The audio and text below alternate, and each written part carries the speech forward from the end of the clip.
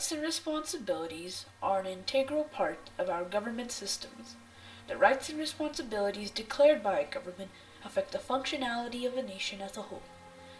Rights and responsibilities were an important issue in the colonial era, where the central government practically only cared about the intake of resources. This was exemplified during the British Raj, or the British annexation of the Indian subcontinent. In this documentary, we will assess how the British Empire failed to uphold their responsibility as the rulers of India. India was the richest country in the world in 17th century. And in 1950, it was one of the poorest country in the world. In 1700, India accounted for 27% of world's income. In 1950, 3%. Today, America accounts for nearly 18% of world income, and it is the richest country in the world. So think about it. That's where India was. India was full of resources like spices, gold, and oil. It also had a large population, which made it a jackpot for taxes. British exploitation began when they entered India as a trading company, named the British East India Company in 1601 to the town of Machilipatnam in southern India. The British East India Company became a monopoly of trades to India, being resourceful and clever on the battlefield to obliterate the other European settlements, including France, the Netherlands, and Portugal.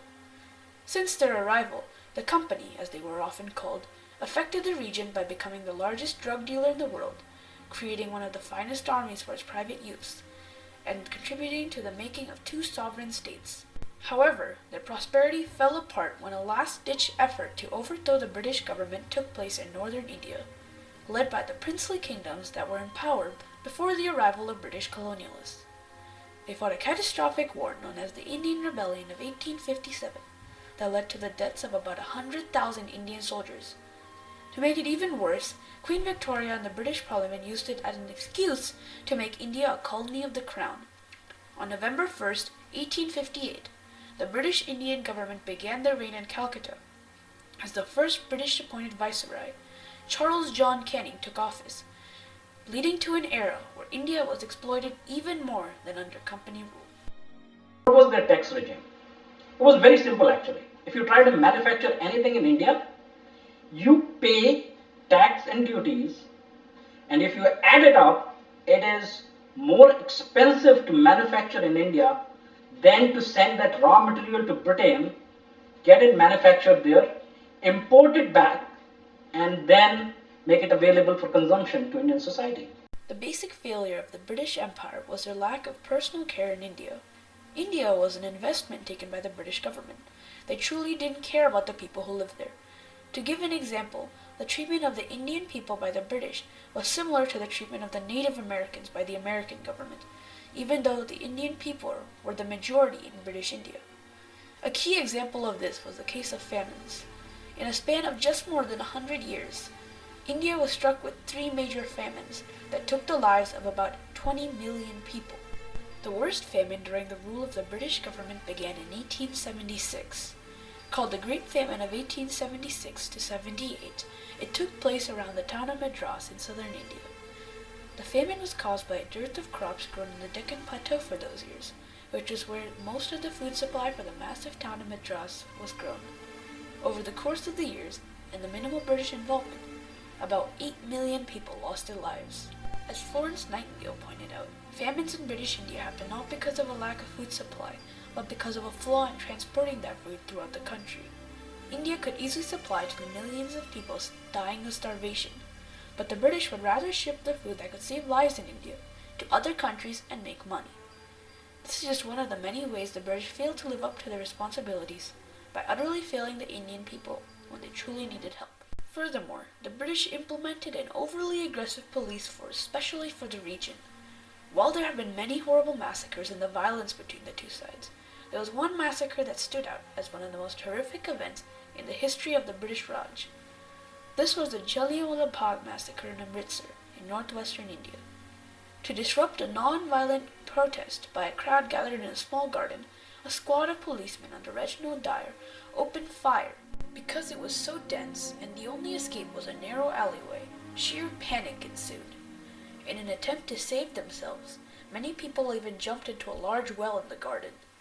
In a matter of minutes, hundreds of people were dead, and the situation became such a horrendous issue that many historians argue that this event single-handedly led to the fall of British rule in India. It is evident that the British made several mistakes. They indulged in their rights as the rulers of India, but didn't live up to their responsibilities. However, some people argue that the British did in fact accomplish some things for the betterment of India. A common example for this is the railroad the British built in India. The British took the initiative for doing so in the mid-19th century. The first railroad line was created from Bombay to Thane, a 21-kilometer line along the west coast of India. By 1867, most of northern India had been connected, including a railroad line between the two major towns of Bombay and Calcutta, under the leadership of Robert Maitland Brereton. Many people argue that the British did this out of goodwill, but it is safe to say that the British built a railroad to better transport the resources to port towns like Bombay and Calcutta, to facilitate faster transport. Another act of kindness often cited is the protection extended by the British Army during World War II.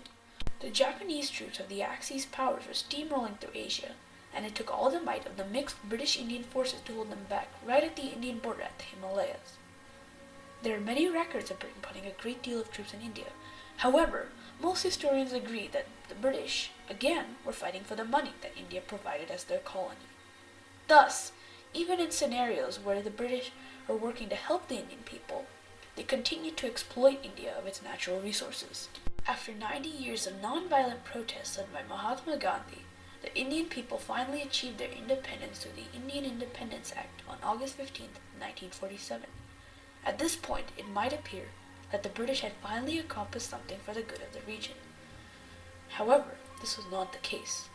Running contemporary to the Indian struggle for independence was the conflict between the two main religions in India, the Hindus and the Muslims. Both religions felt they were superior to the other, and often exercised violence to express this. Ever since the British took control of the Indian subcontinent, the Muslims and the Hindus split further apart. In their respective regions of supremacy, each religion made their own rules and made it their duty to force all of the minority out. Instead of resolving the split, the British separated the Indian subcontinent into two independent countries, Pakistan, a country for the Islamic population, and India, a country for the Hindu population. This split has been called the partition and has led to millions of deaths in the conflicts between India and Pakistan. The partition has been blamed on the speedy passage of the Indian Independence Act to the British Parliament, as it gave no time for anyone to think the whole process through. It gave the British the quick exit they wanted. This, however, was done at a cost. The subcontinent was divided with anger raging at both sides. The British left power the same way they had originally come to power, in an impending crisis.